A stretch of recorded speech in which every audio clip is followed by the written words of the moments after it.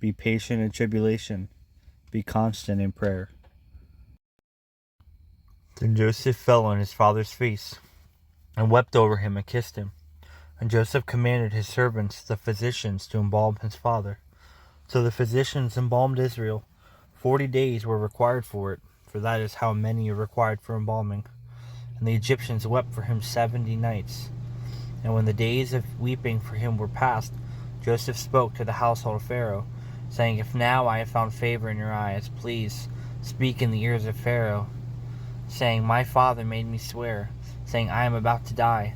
In my tomb that I have hewed out for myself in the land of Canaan, there shall you bury me. Now therefore, let me please go up and bury my father, then I will return. And Pharaoh answered, Go up and bury your father, as he made you swear. So Joseph went up to bury his father with him. Went up all the servants of Pharaoh, the elders of his household, and all the elders of the land of Egypt, as well as all the household of Joseph, his brothers, and his father's household. Only their children, their flocks, and their herds were left in the land of Goshen. And there went up with him both chariots and horsemen. It was a very great company. When they came to the threshing floor of Atad, which is beyond the Jordan, they lamented there with a very great and grievous lamentation. And he made a mourning for his father 7 days. When the inhabitants of the land, the Canaanites, saw the mourning on the threshing floor of Atad, they said, This is a grievous mourning by the Egyptians. Therefore, the place was named Abel Mizraim. It is beyond the Jordan. Thus his sons did for him as he had commanded them. For his sons carried him to the land of Canaan, and buried him in the cave of the field of Machpelah to the east of Mamre, which Abraham bought with the field from Ephron the Hittite to possess as a burying place. After he had buried his father, Joseph returned to Egypt with his brothers, and all who had gone up with him to bury his fathers. When Joseph's brothers saw that their father was dead, they said, It may be that Joseph will hate us and pay us back for all the evil that we did to him. So they sent a message to Joseph, saying, Your father gave this command before he died. Say to Joseph, Please forgive the transgression of your brothers and their sin, because they did evil to you. And now please forgive the transgression of the servants of the God of your father. Joseph wept when they spoke to him. His brothers also came and fell down before him, and said, Behold, we are your servants. But Joseph said to them, Do not fear, for I am in the place of God. As for you, you meant evil against me, but God meant it for good, bring it about that many people should be kept alive as they are today. So do not fear, I will provide for you and your little ones. Thus he comforted them and spoke kindly to them. So Joseph remained in Egypt, he and his father's house. Joseph lived 110 years. Joseph saw Ephraim's children of the third generation. The children also of Machir, the son of Manasseh, were counted as Joseph's own. And Joseph said to his brothers, I am about to die, but God will visit you and bring you up out of this land to the land that he swore to Abraham, to Isaac, and to Jacob. And Joseph made the sons of Israel swear, saying, God will surely visit you, and you shall carry up my bones from here. So Joseph died, being 110 years old. They embalmed him, and he was put in a coffin in Egypt. To eat with a ruler, observe carefully what is before you, and put a knife to your throat if you are given to appetite. Do not desire his delicacies, for they are deceptive food. Do not toil to acquire wealth. Be discerning enough to desist. When your eyes light on it, it is gone, for suddenly it sprouts wings, flying like an eagle towards heaven. Do not eat the bread of a man who is stingy. Do not desire his delicacies, for he is like one who is inwardly calculating. Eat and drink, he says to you, but his heart is not with you. You will vomit up the morsels that you have eaten, and waste your pleasant words. Do not speak in the hearing of a fool, for he will despise the good sense of your words. Do not move an ancient boundary or enter the fields of the fatherless, for the Redeemer is strong. He will plead their cause against you. Apply your heart to instruction, and your ear to words of knowledge. Do not withhold discipline from a child. If you strike him with a rod, he will not die.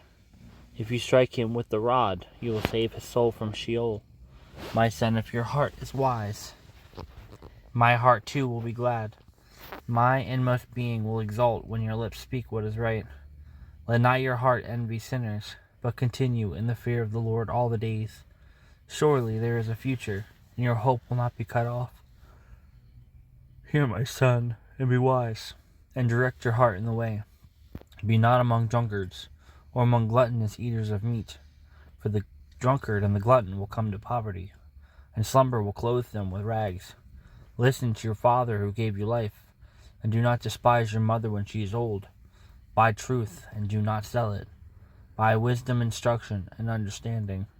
The father of the righteous will greatly rejoice. He who fathers a wise son will be glad in him. Let your father and mother be glad. Let her who bore you rejoice. My son, give me your heart, and let your eyes observe my ways. For a prostitute is a deep pit, an adulteress is a narrow well. She lies in wait like a robber, and increases the traitor among mankind. Who has woe? Who has sorrow? Who has strife? Who has complaining? Who has wounds without cause? Who has redness of eyes? Those who tarry long over wine, those who go to try mixed wine. Do not look at wine when it is red, when it sparkles in the cup and goes down smoothly. In the end it bites like a serpent, and it stings like an adder. Your eyes will see strange things, and your heart utter perverse things. You will be like one who lies down in the midst of the sea, like one who lies on the top of the mast. They struck me, you will say, but I was not hurt. They beat me, but I did not feel it. When shall I awake? I must have another drink. Ones to me, release them into my protective care. They are much safer with me than in your clinging hands. If you let a loved one become an idol in your heart, you endanger that one, as well as yourself. Joseph and his father, Jacob, suffered terribly because Jacob loved Joseph more than any of his other sons and treated him with special favor. So Joseph's brothers hated him and plotted against him. Ultimately, I used that situation for good, but both father and son had to endure years of suffering and separation from one another. I detest idolatry, even in the form of parental love, so beware of making a beloved child your idol. When you release loved ones to me, you are free to cling to my hand. As you entrust others into my care, I am free to shower blessings on them. My presence will go with them wherever they go, and I will give them rest. This same presence stays with you as you relax and place your trust in me. Watch to see what I will do. Genesis 37:3-4.